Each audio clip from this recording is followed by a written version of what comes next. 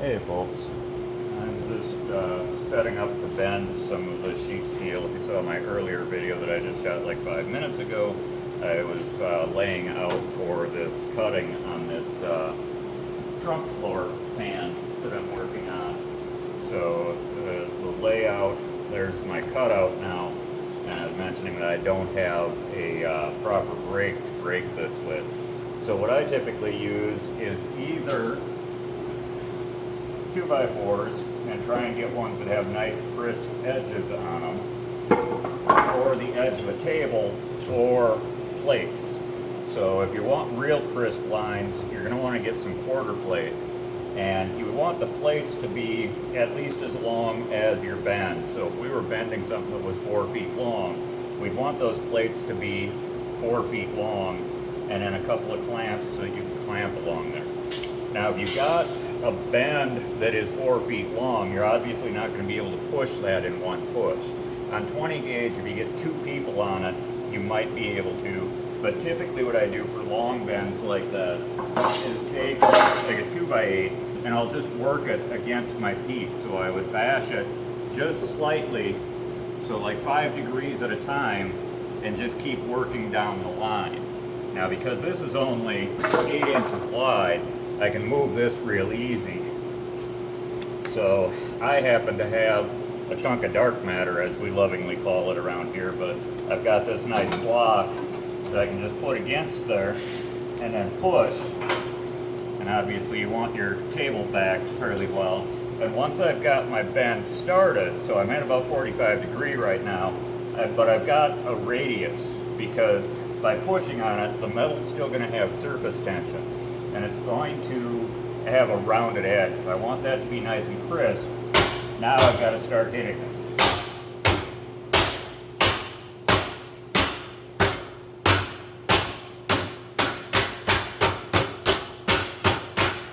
And in this particular case, I don't need a real crisp edge. This is a trunk floor, so I don't care if it's got a little bit of walk to it or whatever else. The more that you work it against your piece, the tighter of a corner you're going to get.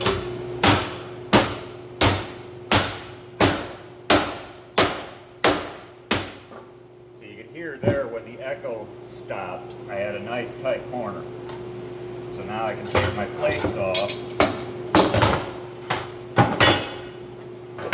and there we go, I've got a corner. You always want to go past where you need to be, so that you can pull it back a little bit. Otherwise it's not going to be as crisp of a line. So you want to go about 5 degrees past where you need to be. Now I did ding my corner there, so that's not a big deal. I should have a hammer here. Of course, I didn't grab one, but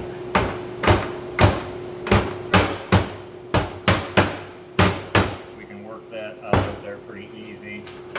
And then I'm just going to take my plates. Now notice I did a real good job of cleaning this stuff up. It's all full of welding spatter, so that's not helping me at all here.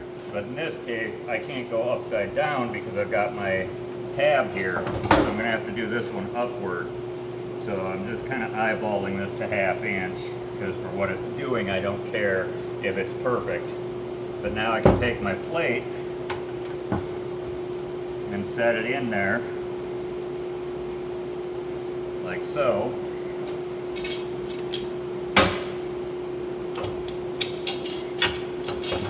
And notice this is going to cause a clearance problem for me because of where I'm at here.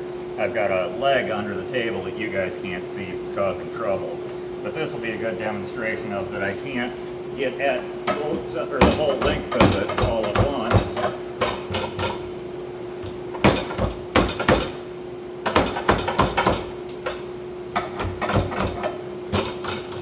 There we go.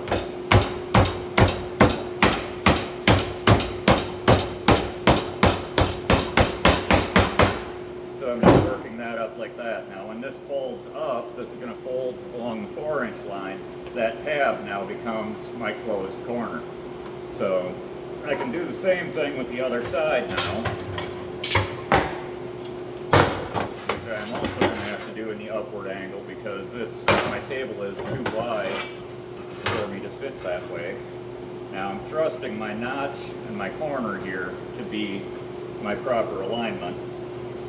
And in a proper manner.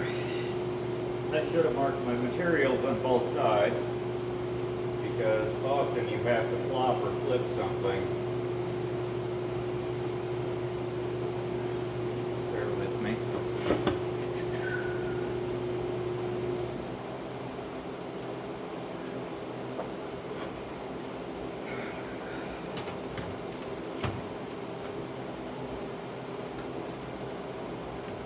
Lining those up.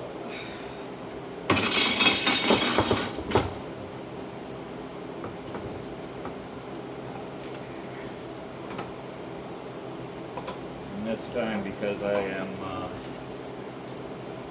she moved on me.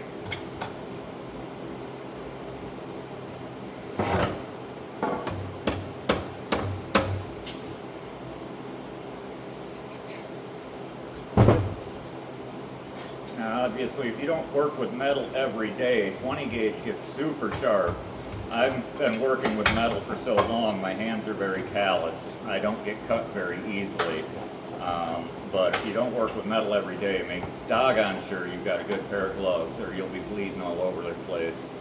My hands can put up with a lot more than the average person's, because I deal with this sharp stuff every day.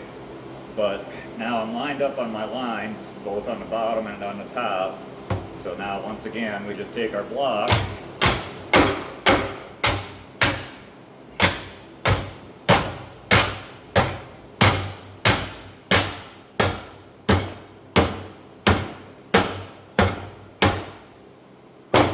and there we go. Now I'll do the same with this other little tab, and then I'll fold my long line by laying plates in here again and folding up against that. Now if you needed to, for this inner angle, let's say, you could cut a 2x4 or 2x6 that would fit in there perfectly, and then you can bend against that. And that's literally what they call block forming. You're using blocks to form your sheet metal against. And so you're creating a form, putting it in there, and pushing the metal back against it, and so that you can get a designated shape. It's not that hard, it's just you have to be meticulous. Your forms have to be right, you have to have the right kerf and give, and then just work the metal carefully. And you can make all kinds of shapes. You could make a dish or a dog bone or whatever else out of your shapes and just hammer the metal against it. And metal is actually very malleable. It'll move pretty easy, but it's hard to bring back once you have stretched it. So there's a couple of little tricks. Like I say, it doesn't take a lot of money, some wood blocks and some clamps. But once again, we're back to good clamps make a world of difference, and a nice heavy table that you can hammer on a bit. Thanks for watching.